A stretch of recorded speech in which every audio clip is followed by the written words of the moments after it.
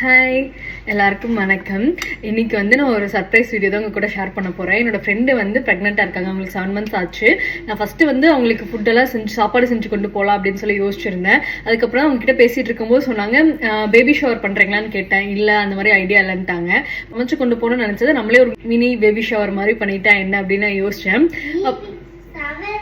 என் ஃப்ரெண்டுக்காக இன்னைக்கு நான் என்னெல்லாம் சமைச்சிருக்கேன்ட்டு உங்க கூட ஷேர் பண்றேன்.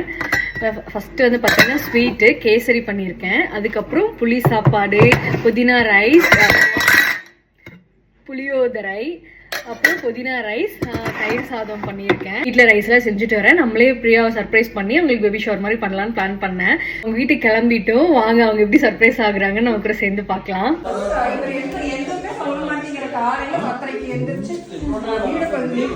பண்ணி வைக்கணும்.